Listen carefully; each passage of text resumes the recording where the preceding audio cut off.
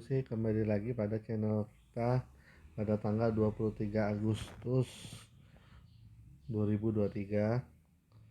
Hari ini mungkin sahabat Jose pasti agak aneh kenapa saya ada menampilkan saham Bumi Resources Mineral, karena saya melihat di saham ini ada indikasi bahwa saham tersebut bisa naik tajam kembali seperti ke asalnya dahulu, yang kalau kita lihat sebelum tahun 2019 ke bawah, alias di tahun 2015 itu saham Bumi Resources sebenarnya dulu grup Bumi salah satu grup yang sangat diidolakan untuk para trader untuk trading, karena kenaikan dan penurunan mereka sangat cepat. Oke, sekarang kita mulai menganalisa. Karena kita pakai RTI bisnis, kita langsung menganalisa secara fundamental. Di sini sahabat Jose bisa lihat mulai dari tahun 2019 sampai sekarang sudah 4 tahun Bumi Resources Mineral istilahnya itu melakukan net income, jadi mempertahankan net income. Dan di tahun 2021 itu ada lonjakan net income. Sepertinya itu lonjakan net income itu, kalau sahabat Josi kita boleh lihat, ini kayaknya dia ada menjual unit usaha atau melepas saham dia di suatu tempat di mana dia mengumpulkan modalnya menjadi satu. Tetapi di balik itu juga, ya kalau kita melihat dari annualnya seperti ini, selama 4 tahun dia bisa mempertahankan net income-nya, kita bilang itu cukup baik, cukup bagus, walaupun tidak gede-gede kenaikannya. Yang gede yang di tahun 2021 kenaikan net income-nya bisa 4.380%. Itu bukan dari segi net income dari usaha, kemungkinan besar itu dari hasil penjualan saham atau penjualan perusahaan unit usaha dia yang lain. Tetapi di balik itu juga kita bisa lihat dari hasil usaha atau penjualan tersebut, dari hasil penjualan unit usaha atau divestasi, atau istilahnya kata orang bilang ada yang dia jual atau ada dapat dia tembakan suntikan dana gede dari suatu perusahaan. Nanti kita bisa lacak, kita lihat, ada catat aja tahunnya 2021 ya. Nanti saya ajarkan cara lihatnya dari RTI bisnis. Jadi menyebabkan equity dia sangat jomblang, sangat tinggi, tetapi sahabat Jose bisa lihat utangnya memang jadi kecil kali, kemungkinan besar hanya tinggal 0,1 kali, dan itu sangat baik untuk perusahaan. Nanti saya contohkan juga kenapa kemarin saya ada ngomong BMTR itu sedikit aneh. Nanti saya ceritakan di BRMS ini juga, karena kenapa ya, kalau memang rasio utangnya seperti ini 0,11 kali, harusnya juga nanti di EBIT, di OPM, di gross profit dan net profitnya tidak akan jauh berbeda. Oke, di sini juga ada sedikit menariknya. Mulai tahun 2022 sampai sekarang dia mulai agresif sahabat Jose. Jadi mungkin 3 tahun yang lalu ini perusahaan tidak terlalu agresif, tetapi di tahun ini dia kelihatannya agresif karena terbukti dari cash flow-nya, net cash-nya tuh apa istilahnya terpakai semua, yang dari 58,3 miliar yang tahun 2021 2022 itu terpakai 49,8. Nah, sekarang juga dia terpakai. Jadi walaupun seperti ini sih agresifnya bagus karena agresifnya tepat di momen tahun komoditas. Maaf, saya minum dulu ya sahabat Jose.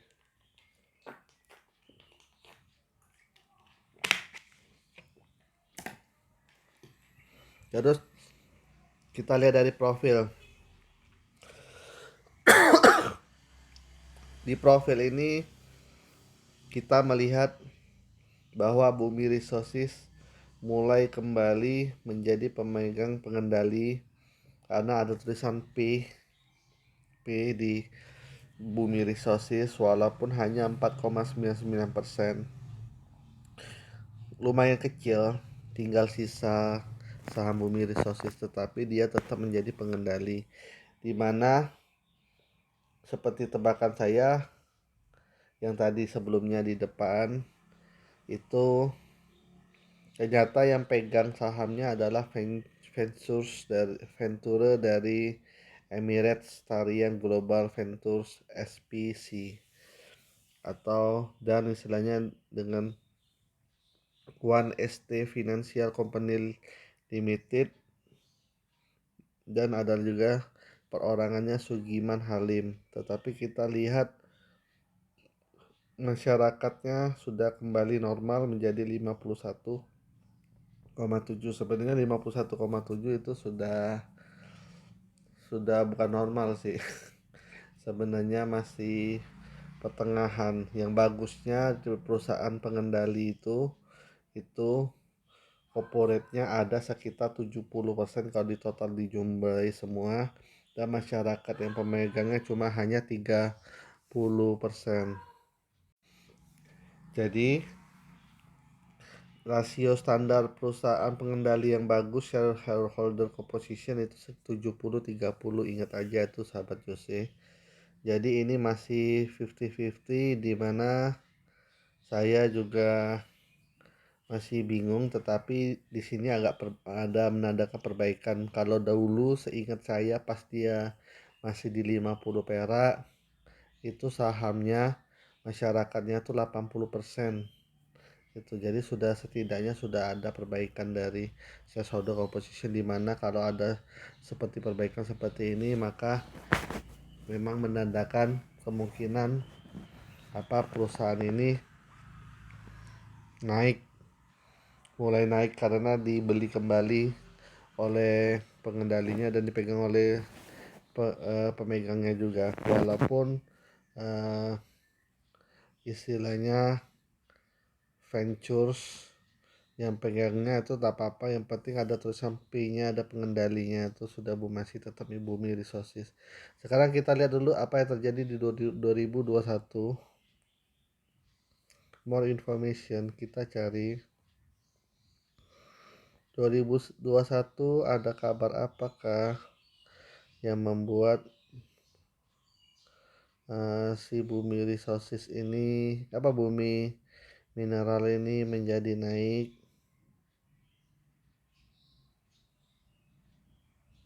Jadi enaknya kalau pakai RTI bisnis sahabat Jose, ini sahabat Jose bisa lihat sendiri, kita bisa mengecek cukup bagus karena informasinya masih disimpannya.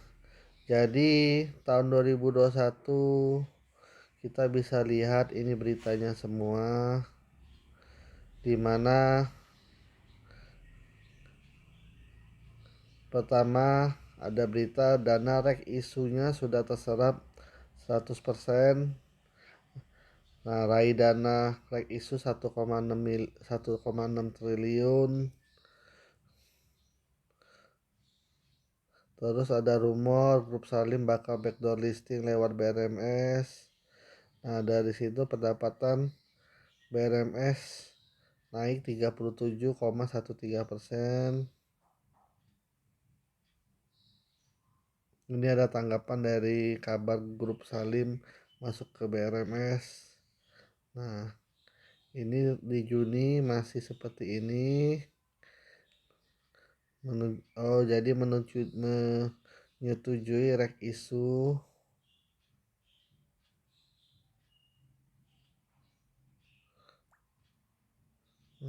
Kita lihat lagi.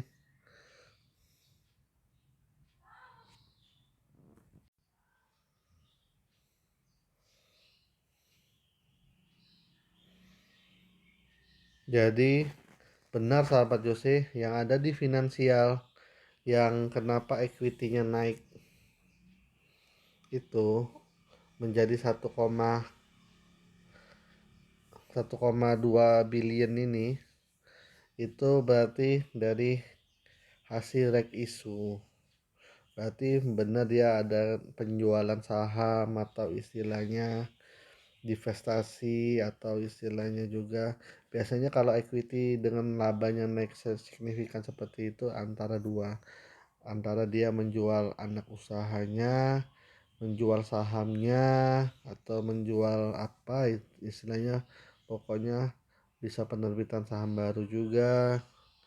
Jadi disitulah. Dan kita lihat lagi di sini ada isu kemarin tadi kita ada sempat lihat ini tentang, jadi BRMS ini momennya pas ya sahabat Jose ya, saat dimana semua market emas lagi naik selama ini.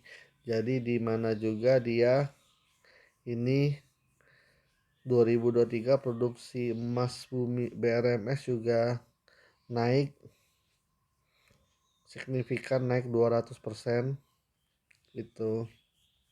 Jadi oke, sudah pertanyaannya sudah terjawab, equity-nya naik karena reg isu.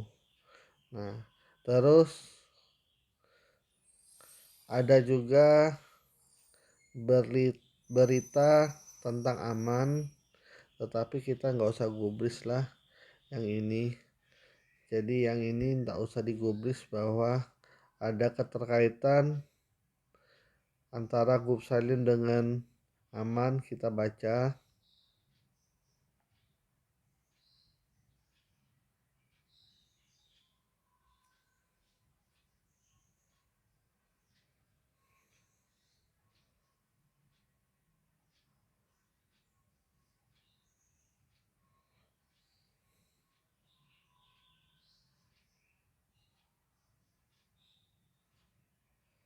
Jadi di pemegang saham ternyata, sebagai informasi, Medco memiliki 23,13% kepemilikan secara tidak langsung di AMNT ini, Aman ini, di mana lewat Aman Mineral Internasional pemegang utama lainnya yaitu Sumber Gemilang Persada 35,57% dan PT AP Investment 17,08%, di mana SGP sendiri diisi oleh Agus Projo Sasmito sebagai direktur sekaligus direktur PT BRMS. Kalau kayak ini ada namanya afiliasi ini. Jadi IPO Aman ini pun sendiri mungkin harga BRMS yang naik signifikan ini karena ada keterkaitan dengan PT Aman. Jadi ini kita bisa ambil kunci dari berita ini aja. Berita dari ini aja kita sudah bisa lihat bahwa, kita coba lihat apakah benar nama bapak itu masih benar menjabat jadi benar. Direktur Utama Agus Projo Sasmito. Kalau kita lihat di Aman sendiri, nah benar itu Komisaris Agus Projo Sasmito. Jadi sahabat Josi harus tahu PT Aman yang baru go public ini itu ada keterkaitan dengan BRMS dan Medco. Jadi kalau kita lihat ini jangan-jangan masih punyanya, kita nggak bisa seuzon ya karena ini agak sedikit krusial kalau saya bilang. Yang intinya sih ada keterkaitan antara BRMS dengan Aman melalui jabatan Agus Projosasmito, di mana Projosasmito ini Aman ini dia menjadi komut, tetapi di BRMS dia menjadi dirut. Itu kalau saya lihat ini ada afiliasi ini, ada keterkaitan yang mungkin secara tak langsung atau secara kalau bisa dibilang ini berarti magicnya benar. Kita nanti coba tes ya, kita lihat Aman ya. Ini kapan Bumi Resources mulai naik? Sekitar tanggal ini ya, 3 bulan yang lalu. Sekitar ini dari 130 sampai saat ini. Anggap aja Juli lah, kita coba lihat Aman. Agustus berarti dia Juli. Juli di sini tanggal berapa ya? 1 bulan. Nggak bisa dilihat. Nanti kita lihat. Jadi kenaikan harga saham BRMS yang 3 bulan ini, yang Agustus sampai ini, yang dari 173 sampai 202 atau 195 ini dan dari 130 itu bisa ke 159 ini atau 170 ini masih ada indikasi ada transaksi masih di Aman. Jadi untuk profil bisnis stakeholder composition ini tidak bisa di ngotain ini. Jadi kita telusurinya pelan-pelan. Walaupun isunya grup salim ternyata isinya ternyata BRMS dengan Aman ada sangkutan di namanya PTS SK tadi. Jadi untuk BRMS cara mainnya berarti ngikutin alur AMMN aja, grup Aman. Jadi kita lihat juga dari composition case statistiknya. IPS memang kecil 1,2, book value 123, NAVS 101.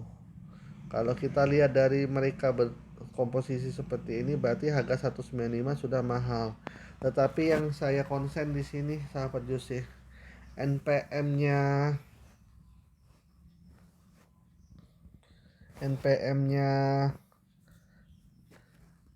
BRMS ini tinggi loh. Ada di 35,11%. Dimana yang saya bilang gross profit OPM 31, EBIT-nya 33, NPM-nya 35. Itu kalau DER-nya kecil tuh 11,54. Kenapa tadi kemarin aku ada ngomong tadi sempat bandingkan dengan BMTR juga. BMTR sama kecilnya.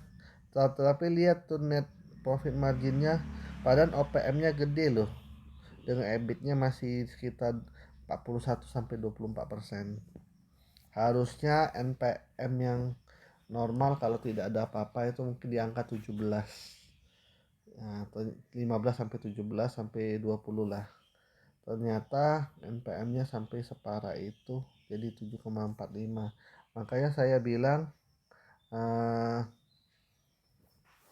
kalau memang rasio utangnya kecil itu tercermin nanti di hasil EBIT ke NPM atau OPM ke NPM itu tidak ada selisih jauh, malahan eh, kata orang bilang itu selisihnya tidak akan signifikan. Nah ini terbukti di BRMS, jadi ya selisihnya tidak jauh, is alright, itu bagus. Current ratio, quick ratio,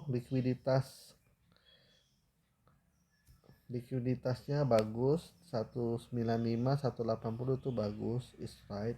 Cuma cash rasionya melempem, mungkin karena sudah cashnya tadi kita lihat sudah cash flow-nya sudah terminus minus itu, bukan minus, maksudnya sudah dikit kan, yang di apa di awal tadi itu memang kelihatan cash flow-nya banyak digunainya, jadi sekarang cashnya sudah sedikit kecil, tapi it's no problem, karena biarlah dia cash flow-nya putarannya gede, itu gak apa-apa. Itu ya berarti menandakan dia agresif di saat yang tepat. Itu oke, kita lihat corporate aksinya, dan memang terbukti di 2021 dia right issue 2 kali. Di pertama di tanggal 26 Maret dan terakhir di 22 Desember 2021, dan terbukti di finansialnya kita bisa lihat 2021 seperti ini, 2022 pas dana masuk dia naik lagi, itu rasionya. Oke, no problem. Jadi untuk rating saham BRMS, karena kita lihat di mana tadi profil bisnisnya, shareholdernya sudah menunjukkan perbaikan yang cukup signifikan, karena saya ingat ini dulu sekitar 80-an% masyarakatnya, 70-80-an% sekarang sudah mulai dipegang oleh pengendali, walaupun pengendalinya cuma 4,99, itu no problem, tetapi ya walaupun dia seperti itu tetapi yang lainnya mensupport dia sebagai pengendali, itu no problem.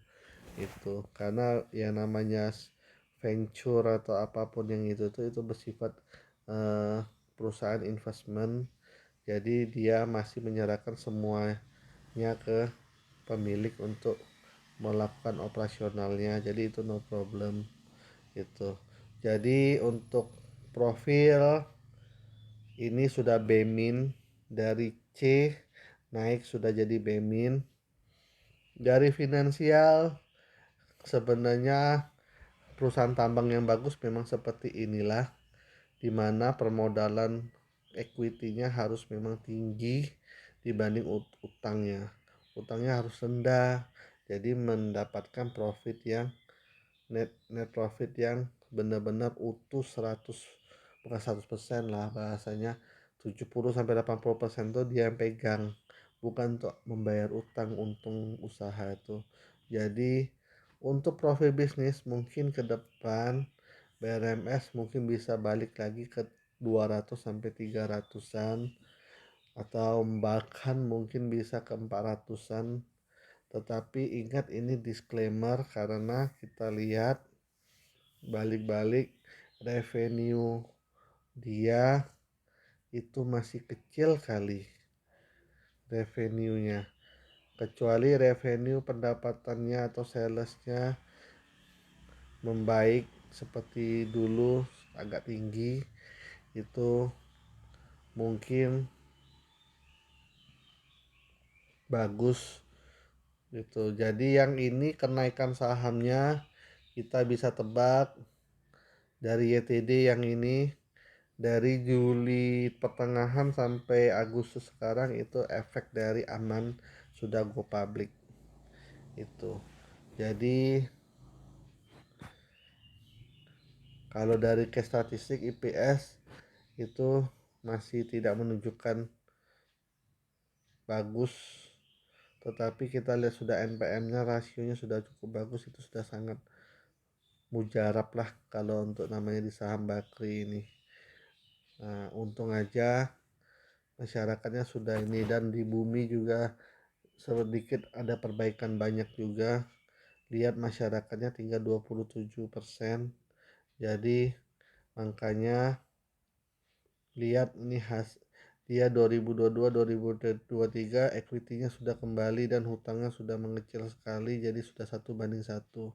Kalau kemarin itu bahasanya 2021 ke bawah tuh, itu bahasanya perusahaan yang mau rubuh tuh, sudah mau bangkrut. Cuma terbukti di tahun 2022 permodalan naik, ini revenue dia kejar, labanya dia naik juga. Sekarang ya memang laba dengan revenue-nya turun, tetapi equity-nya tetap ini, dan dia harus mulai cash flow-nya harus mulai berhemat karena batu bara trennya mungkin sudah sedikit berkurang.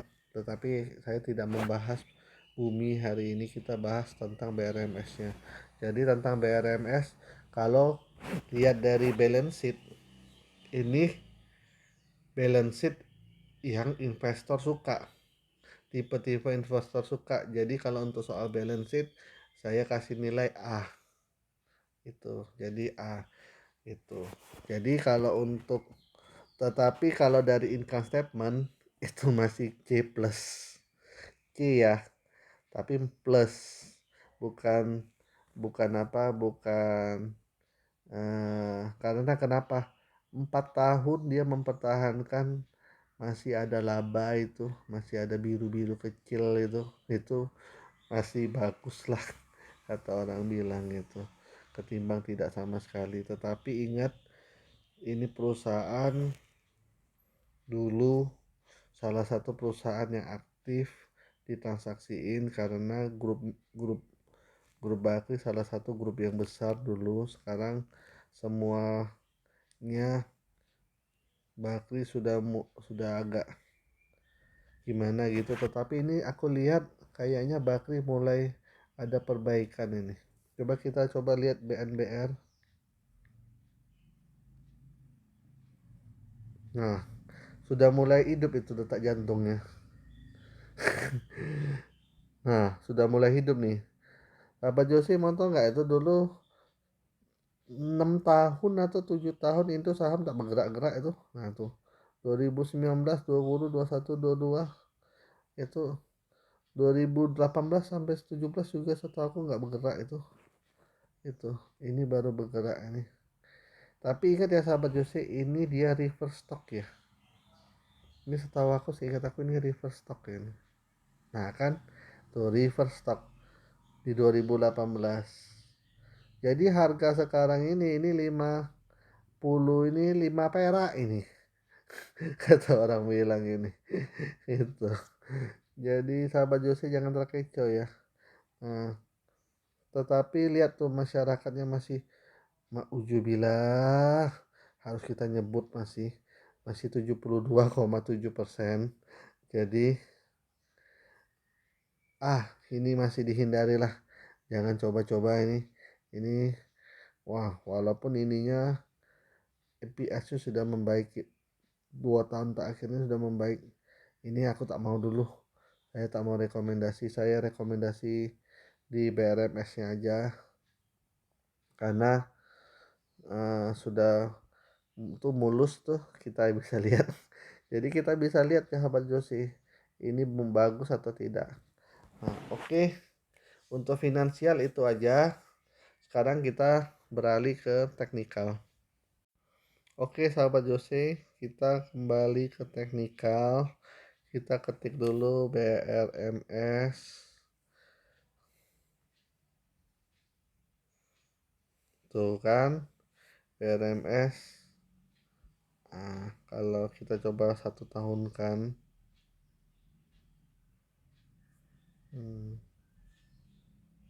1 tahun kan berarti ini sudah mentok, berarti dia sini. Oke, kalau kita lihat dari sini sahabat Jose, di 1 tahun ini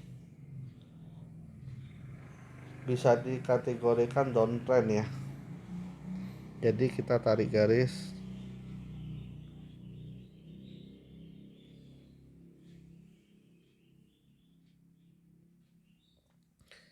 detachmentnya nolnya di atas.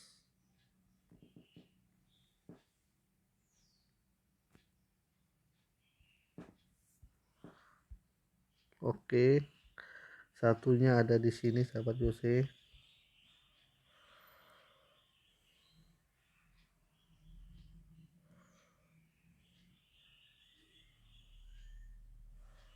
Ah, oke. Sahabat Jose bisa lihat kalau Fibonacci sahabat Jose nariknya dengan benar, maka ini harga tidak bisa bohong. Nah, lihat dia di sekarang lagi di 204 itu, palanya lagi kejetut. Jadi bahasanya ini saham mungkin akan reverse turun seperti Elliott Wave-nya juga. Elliott Wave-nya juga menunjukkan uh, indikasi penurunan, dia kembali ke 190, 185 atau 180. Jadi bagusnya beli di BRMS di harga 180 sampai 190 menurut Elliott Wave, tetapi menurut Fibonacci itu titik garisnya ada di 174. Jadi ini semuanya balik-balik kepada sahabat Jose lagi, mau membeli di cepat atau mau membeli nunggu lagi lambat-lambat. Tetapi ya kita lihat kondisinya, memang titik 204 itu menjadi titik yang krusial itu. Tetapi di 191 itu juga menjadi titik yang krusial, karena kenapa? Dimana 191 dengan 204 ini titik yang dimana sangat sulit dia tembus, dan jika ada penembusan itu dia akan berubah secara signifikan secara tren.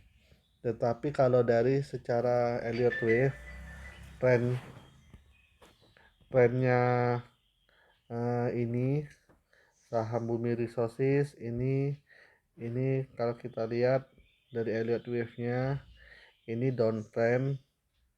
Karena lihat sahabat Jose, ini satunya 2 3 4 5 ABC.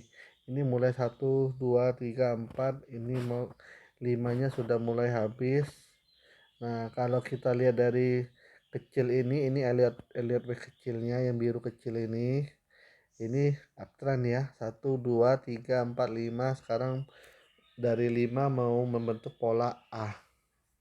Jadi kalau 5 ke A itu dia kan 5-nya sudah naik di sini nih.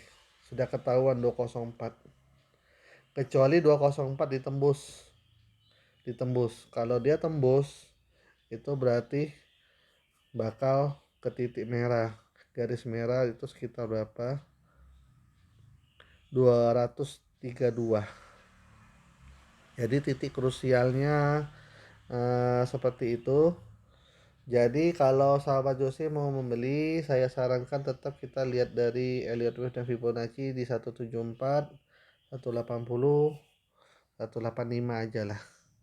Kita ambil yang di range itu, dan di mana kalau untuk titik resistennya di 204, 232. Itu aja mungkin untuk analisa teknikalnya.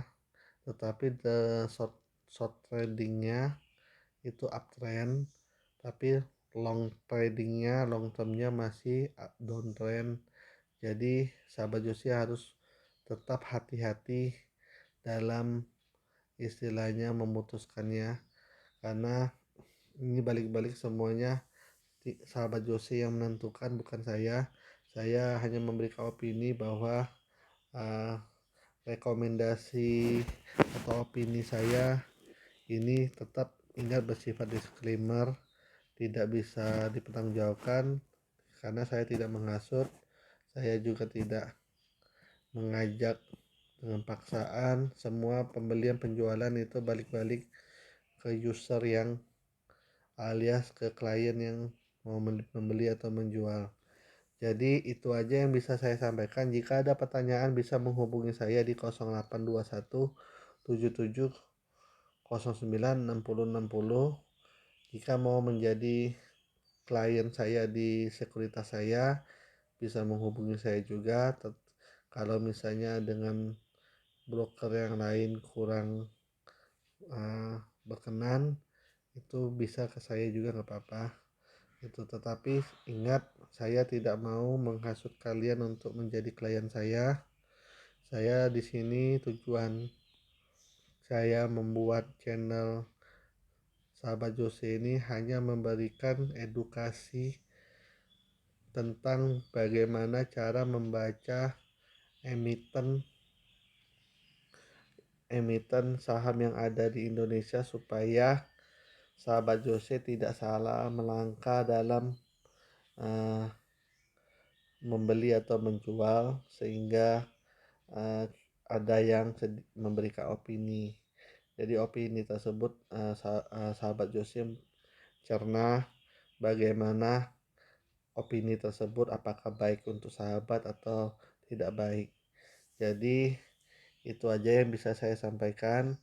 Jadi kalau dari Sahabat Josi sendiri, 174 adalah level yang cukup aman untuk dibeli dengan target jual 191, 204, 232. Itu aja yang bisa saya sampaikan. Saya ucapkan terima kasih.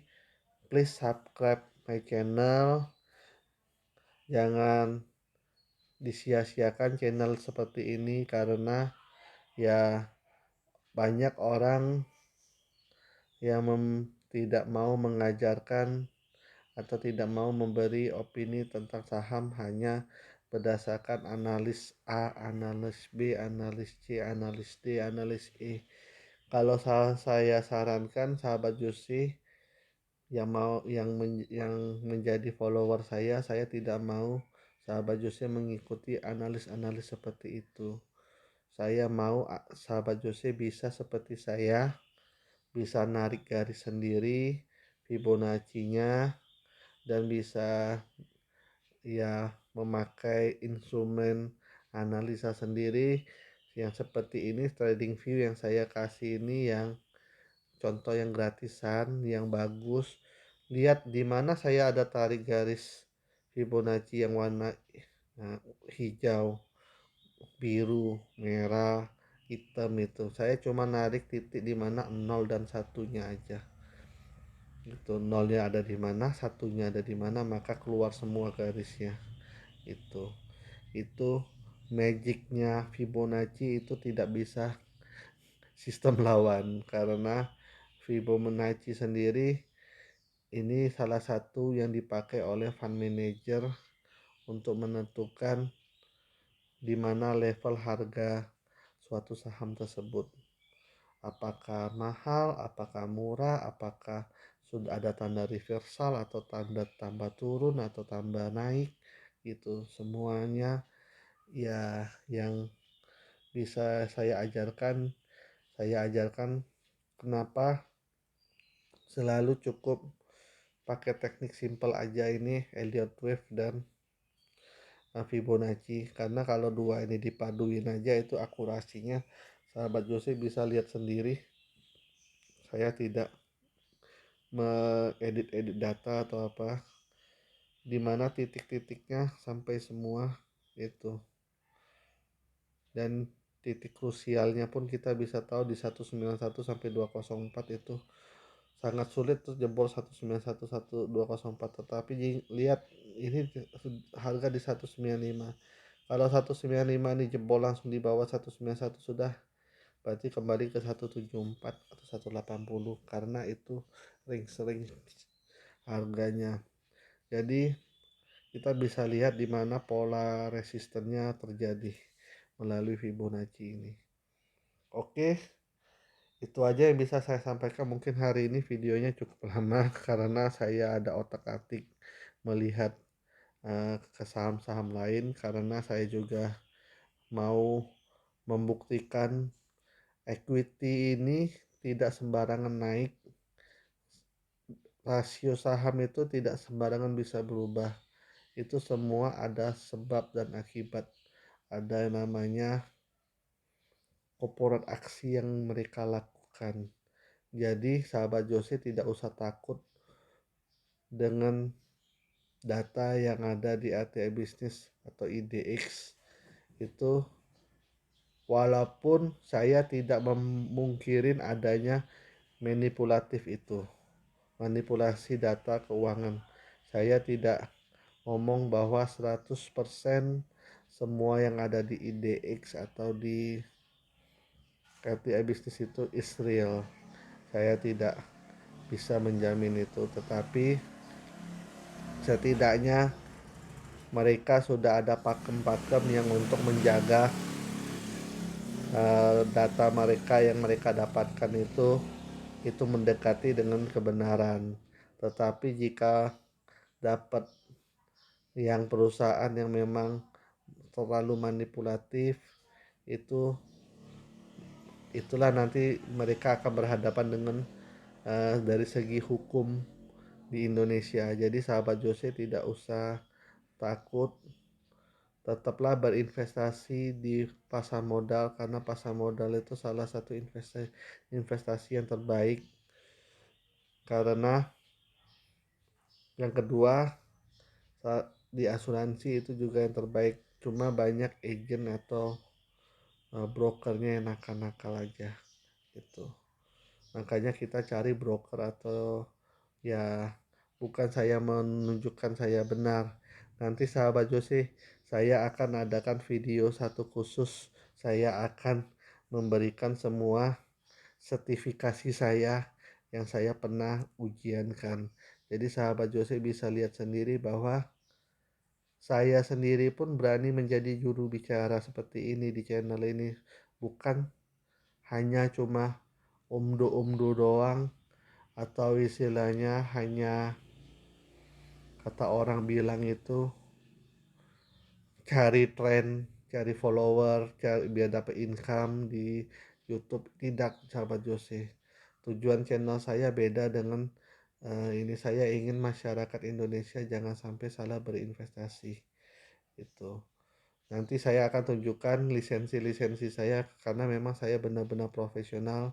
Saya bukan pom-pomers, kata orang bilang, bukan eh, belakang bandar yang menjadi penggerak pasar, bukan. Saya tidak mau itu. Saya di sini bersifat netral. Semua balik keputusan dari klien atau user yang berinvestasi saham di pasar modal Indonesia. Oke, sekian, terima kasih, itu aja yang bisa saya sampaikan. Salam cuan, salam sahabat Jose.